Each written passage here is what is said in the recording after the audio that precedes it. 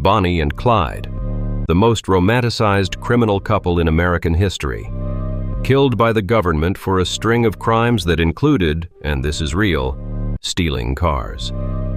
Mostly stealing cars. It is 1930. The Great Depression is underway. Banks are collapsing, unemployment is catastrophic, and millions of Americans are desperate. Clyde Barrow, a scrawny 20-year-old from a dirt-poor Texas family, looks at this situation and decides the solution is to rob very small stores for very small amounts of money. His total take from his first string of crimes was reportedly enough to buy a used tire. A used tire. Meanwhile, Bonnie Parker is a 19-year-old waitress who is, by all accounts, significantly smarter than Clyde, wrote romantic poetry, and still chose Clyde. She joined him on the road not because she was a cold-blooded outlaw, but because, according to historians, she was mostly just bored and in love. Which honestly explains a lot of bad decisions throughout history. The gang, and we use that word loosely, never successfully robbed a single bank while it was open. Let that sink in. The most famous bank robbers in American history primarily robbed banks that were closed. They would break in at night, take whatever cash was left in the drawer, and flee in one of the many stolen cars.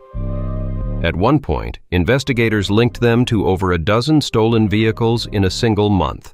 They were, however, genuinely dangerous. The gang killed 9 police officers and several civilians across a 2-year run. This was not glamorous. It was chaotic, disorganized, and frequently accidental.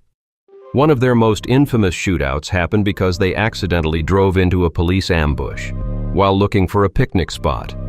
A picnic spot. By 1934, every law enforcement agency in the American South wants them dead. They are exhausted. Bonnie has a permanent limp from a car crash, and Clyde, according to his own family, smells terrible because they almost never stop driving. The romance of the open road, it turns out, involves a lot of sleeping in a Ford V8 that needs a wash. On May 23, 1934, a 6-man posse led by legendary Texas Ranger Frank Hamer hides on a rural road in Louisiana. They wait. Bonnie and Clyde pull up, reportedly because they were coming to meet a friend. The officers fire approximately 130 rounds in under 20 seconds. It was, by every measure, not a fair fight. Within weeks, the stolen car they died in was being charged admission at a county fair. Within years, they had a Hollywood film.